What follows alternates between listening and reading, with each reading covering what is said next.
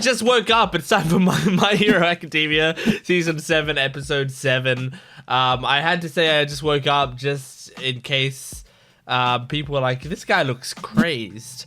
Because I do look crazed, but I just, like, my eyes are barely open. But I'm excited because it's My Hero Academia Season 7, Episode 7. This show is a favorite of mine. I love it. I love it. I love it. And I feel like that comes through in these reactions because I'm super locked in and focused for the entire episodes. They feel so speedy. I love these characters. I can't wait to see how this progresses and what are we going to be focusing on today? Because in the last episode, we split up our characters into like different sections, and so like you have Endeavor and Hawks are facing All for One in one section. You have Darby and Shoto are facing each other in another section. We got Deku and Toga and Uraraka and Froppy in one section. You got the Coffin in the Sky, which had Shigaraki and Best Jeanist and Bakugo, Mirko, like a lot of huge players. So I don't know, like what would you jump to now? Like I feel like the Deku stuff's really interesting and you'd want to go there, but at the same time, like maybe they want to save that bit, you know? Maybe we start with seeing the what's one of the less impactful ones? I can't even think of it. Maybe we start with one of the less impactful battles and then we'll go from there. I guess we'll just see. We'll just have to watch and see. Make sure to support this video, liking, commenting, subscribing. I'm a small channel, so all that stuff really helps me out. I have a Patreon account if you want to watch the full-length reaction. You just sync it up with your own footage. You can watch the whole episode with me. And I have a One Piece channel. If you like One Piece, go check that out as well. But anyway, let's jump into this. My Hero Academia Season 7, Episode 7. Transfer the cages to locations we've chosen. That picture of one was funny. This fight will span the country. He'll face young Todoroki, Endeavor's sidekicks, and others with quirks useful against his flames. Oh, and Jinim's there. Since Himiko, Gang Orca, young Uraraka, and young Asui will lead the capture effort. That's a good squad. Experience going toe-to-toe with her. As Shigaraki nears completion, All for One will no doubt attempt to reclaim his other trusted servants. We'll keep forces posted at both locations. Yeah, that's in all, this scary. Operation will be carried out simultaneously. If they bring back Gigantomachia, we're kind of there fucked. You have it. Well, that was cool, but that was a long recap. Midori is missing. And here's the fucking fingers. Oh. You're kidding me! This is disgusting! Oh my god! Holy shit! Is it a hand made of fingers? I haven't blinked yet! Quirk? This is simply my physical body. Duh. The same way my hair gets longer. My nails just faster. That's fucked. In order to... This is where society is headed. The singularity that Garaki proposed. God damn. People can never understand this. That's really terrifying, that idea. Oh, she just got equipped with a new arm? Yeah? You want to have a go right here, Bunny Wabbit? Focus, you Bunny Wabbit! Oh, it's yes! Ooh. Bokuto Island? Use kurogiri. Use kurogiri what? Oh god. Warp Midoriya back! Switch from Erasure to Warp and bring Midoriya to this location. Yep. We're dead the moment Erasure is released. Oh Jesus. That's terrifying. Midoriya, but you're going to have to find a way here on your own. Holy shit. Do our best to hold Shigaraki back in the meantime. Even without One for All, we can defeat this vile enemy. That's a fun lineup. Come on. Inflation. Yeah, that word doesn't have any alternative meanings. Oh my god. Holy shit. This section feels very Jujutsu Kaisen to me. These guys are way stronger than the ones. Something about the enemy in the beach. Quirk's also one Kaven. Take him out. Oh, it's Moonfish. So much for breakers. Keep your eyes open. I forgot he was still around. but that was an intense wave. It swept up Uraraka and Deku. What did Mr. Aizawa say? Oh, that was cool. I have to get back to UA myself. Going well there. Then you should hurry. Oh shit! I love you, so you've got to stay here with me, Toga. There was no reaction from the fourth, even though she tried to stab me. Yeah. Danger Sense didn't recognize her as a real threat. Mm-hmm. I can't believe someone like her exists. She's not trying to kill Survived you. in this world so long. Tell me what you want from me. It's easy. I want you to be my boyfriend. This girl Oh my god. has genuine effect whenever she hurts someone. Yep. Oh shit. I like that. I like that illustration of her like that. The only thing to do is, Uraraka, you have to become Deku's girlfriend now. But she's never shared her romantic feelings with him directly. Oh. The poor kid had no idea this scary girl was in love with him. I didn't think about that, but yeah. Be your boyfriend? Where the heck is this coming He may be super strong, but he's still a damned nerd. Yeah, I mean, he could barely talk to Uraraka in the first, or second, third episode. Oh my god. Come over here. Look at that drawing. Of your blood. Don't you think this is all moving way too fast? My boyfriend, you mean the Jared Crape and Udenka? Whenever I like somebody, it makes Incoming attack! Brace yourself! Oh my gosh. This is not how I thought this would go, but I think it's funny and I like it. What do you want to do to me? Yeah, they felt like they had different connotations. He manages to disappear. But this is a terrible matchup. Danger Sense doesn't perceive her. You know, so I understand what you're saying. Really? Yeah. I want to be like him. I But guess. I don't want. The truth is, the last thing you should want to do is hurt a person you care about. Oh. Serve whatever's coming to you. Oh my god. Zuko, you're just like Ochako, aren't you? They're leaning into the horror vibes Seems with their like character Mom more and Dad, more. You don't get it. That I don't matter. That's Oh why my you won't give me God. the time of day. Shit, don't let her take your blood. Wait, let's talk about this. Oh, the animation's nice. Think about you anymore. I hope maybe Zuko over it. She'll counterattack. Oh, I'm just so sad, Ochako. holy shit, the animation's real good. Thought no similar, you and me. We're both in love with the same. Oh, yes, Froppy. Robbie! Sorry I wasn't here sooner. Are you hurt? Us, Su. Fine. But I'm starting to think it's not good to be stuck on an island with her. True. Heist? This isn't the time to get distracted by a conversation about romance. We got this. We know how to fight her better than anyone. Yeah, that's true. You've done it several times. Stop shigaraki. Oh, Uraraka. Uraraka. Oh. Got this. You two better How you act get when I together kiss after my this.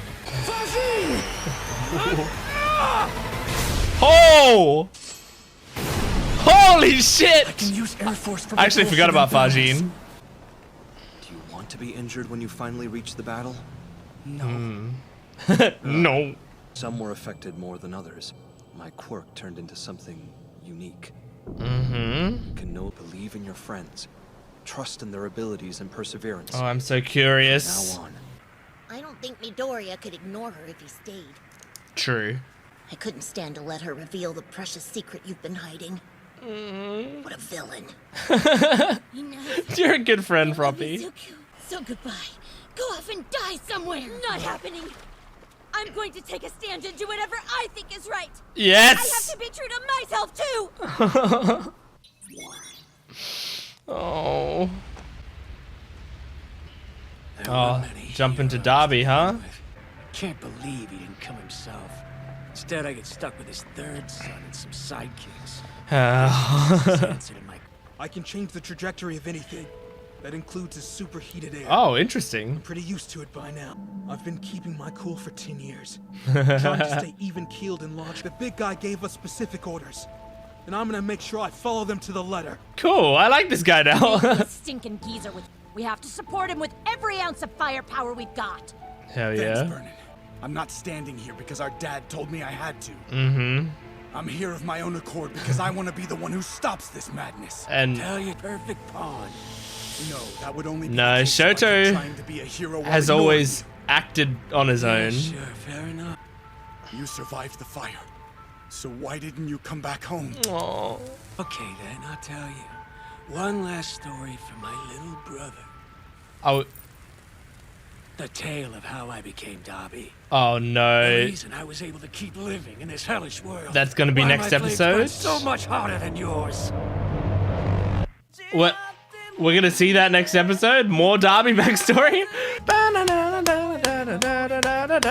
That was a great episode. I really enjoyed that. I will say, I mean, as you know, I'm a huge MHA fan, and you know, I often pretty heavily defend a lot of the stuff about the show because, like, frankly, I think a lot of the times when people say like their vast criticisms of this show, I tend to listen to their critiques and I go, I don't really agree with any of that. But I will say that this episode had like the sort of like anime problem of like, this was basically a One Piece episode, and not in terms of quality. I mean, One Piece is fucking great. I mean, it may be in terms of quality because they're both great shows, but in terms of amount of recap and like delaying, it really felt like I was watching a One Piece episode because it started with a pretty huge recap, and then it had the intro, and then more of a recap, and then we went into the episode, but then there were a lot of flashbacks in the episode as well, which recapped even more. So like I feel like this episode was like 40% recap or something like that. I don't have the actual numbers in front of me. I'm kind of just going on how I feel, but yeah, that's always kind of a shame because I think they wanted the episode to get to a certain point in the manga, which is like they wanted to set up this Derby scene, I imagine, and then have that be the whole next episode. But there probably wasn't enough for a full episode in there. Plus, I will say the Uraraka, Deku and Toga bit of the fight that we got was like really well animated. So maybe they also wanted to focus their time on that scene more and less time on the earlier parts of the episode. So there was I would say a bit too much recap. Like it was actually kind of distracting in this episode, the recap. But you know, that has been a problem MHA's had in the past. It's something that I can overall forgive because I love the rest of the show so much. And I am also imagine, you know, there's studio reasons that I'm sure the people who are in charge of making the show are kind of frustrated about as well, but it kind of has to be that way. Anyway, let's talk about the actual episode. So the Toga Deku confrontation was not what I expected it to be, but it makes a lot of sense. And by that, I purely mean like Deku's kind of reaction to it, and the fact that Deku wasn't really aware of Toga's motivations. Because we, in the show, have known about Toga's motivations the whole time, and Uraraka kind of has as well, but she hasn't really shared that side of it fully with Deku. I think it's kind of hard for Deku and her to talk about that together. But, like, if we remember, in I think it's episode 3, when Deku meets Uraraka, he is unable to speak. She just like speaks at him, is super excited. She's like, wow, isn't this like way nerve-wracking? And like, oh man, I'm sorry I stopped you with my quirk, but I figured you wouldn't mind me catching you. And then she yap. And then she's like, anyway, see you inside. And then she walks away. And then he goes like, holy wow, I just talked to a girl. That whole scene, right? Where he like doesn't speak. Like clearly, you know, being around girls flusters him. It has less and less throughout the series, but still in terms of like romance, like he's gonna revert back to that that type. So he right now had like a conflict of like his hero mind was turned, like we know when he turns into like hero mode, he sort of locks in and he starts yelling at people and he's like, he has all this adrenaline going through his body and he'll injure himself. Like Deku in battle mode is very different to Deku in classroom, but in this, it was like Deku battle mode was meeting Deku girl mode, which are two very different Dekus. So we had him like yelling, you know, his words of encouragement at Toga, but while blushing profusely the entire time because he's incredibly flustered by the situation. That makes a lot of sense. And it makes sense that he hasn't heard about the fact that Toga loves him the entire time. We've just seen so much from Toga's point of view that we've known that the whole time, but Deku didn't know that. And that's the interesting thing. I feel like Horikoshi's good at that, where like a lot of the time characters in the story will know about or not know about certain things, and it'll affect their perceptions of what happens. And like Horikoshi's really good at keeping that in mind, where other like when the viewers have forgotten it. So I really do enjoy how he writes stuff like that. But it was good because it's a funny situation. Like you can. It's the thing that I'm comfortable laughing at. I don't think it breaks the tension necessarily of these scenes by having you know, Deku be blushing profusely, and by having him do the whole like, oh, you want to be a boyfriend? You mean like we go to an amusement park together and hold hands and eat ice cream together and whatever? Like that's just like a sort of classic Deku, and that doesn't feel like that breaks the tension to me at all. It's silly and it's funny, but the tension is still there.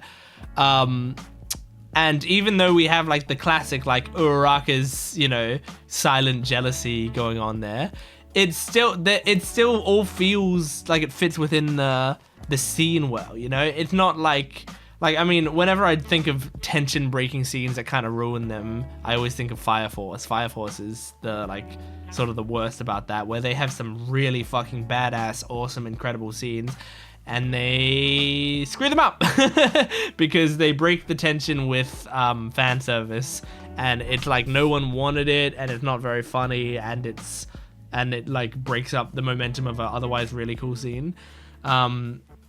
So I always think of Fire Force in situations like that, but you know, this show is a good example, for me at least, of like how you can have a moment still be funny, but keep that tension going, keep it still feeling like an important battle.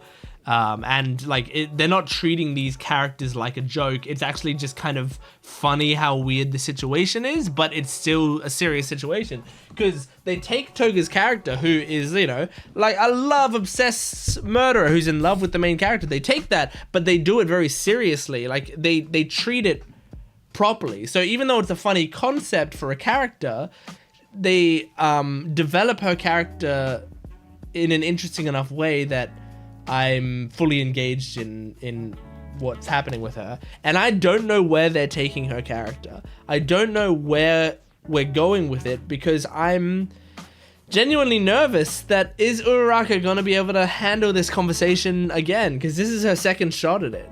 This is her second try to like break through to Toga where nobody else has been able to do it before. Like, she's heard it all before. I'm trying to think of what you could say to Toga that would like break through to her, because like anything that you I feel like development that you should have been able to do with her, you would have had to do when she was a kid, and her parents and all of that didn't do a very good job at that. And so now it feels like she might be, I don't want to say too far gone, but like she's at the point now where she's rebelling against almost anyone who is telling her that she's wrong, you know? Like if someone has been like their entire life, if people keep trying to push them down for the wrong reasons, then they kind of just get this complex that the whole world's against them no matter what, and no one will ever understand, you know? And so she'll just like block out anyone saying anything to her because she doesn't believe that anyone could say anything to her that would sway her. So we might be too far gone, and I think that's also part of like All for One's, you know, shitty little plan, is like take these broken people and break them so much they can't be fixed, and then send them out into the world, you know? I feel like that's kind of what has happened with Toga, but I still have hope that she can be fixed.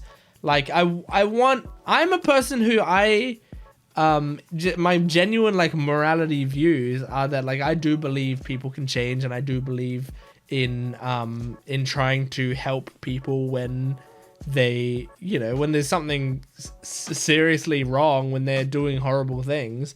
I do think we can help them work through it. The tough thing is it our responsibility to? I don't know, but I think we should, as a society, should try, even if you personally don't have to try. Like if someone is hurting you, being abusive towards you, there's no shame in cutting them out of your life or like moving away from them, because like that's not your responsibility to handle them. But as a greater society, you know, I feel like we shouldn't just discard people. We should like that. We should try to understand them and work to making them better. But I mean, funnily enough, a lot of my viewpoints like lined up with the TV show The Good Place. So just watch The Good Place from start to finish. I didn't get my viewpoints from The Good Place, but when I was watching The Good Place, I went, huh, this is exactly how I feel. So just, you know, watch that show from start to finish and you'll see. But anyway, but yeah, so because I believe people sort of, we should be able to help people, I have hope for Toga, and I hope she can work through it and we can help her work through it, but I really wonder how they're going to do it. Man, the idea, I can't remember if I talked about it in the last episode, but the idea of like Shigaraki's body being this, like being able to grow like this with these fingers coming out and stuff is really terrifying, because we can't stop it with erasure. But I really liked the stakes they put in this episode, because I was watching that and I was like, oh well, he's doing that anyway, maybe then it doesn't matter if we have Monoma go and get the warp quirk or whatever. Although I have a question about that in a second. But then they talk about how like if we stop erasure, he's basically grown hands off of his body, and his hands are what he uses his quirk with, which means if we turn off erasure, he is going to use decay to fuck everything up, because everything that is touching those hands is going to decay. So we can't make Monoma leave. We have to keep that erasure there. It's a cool way to sort of balance erasure to now make it less of like a checkmate on Shigaraki, and more of like this bishop is holding the queen in the corner.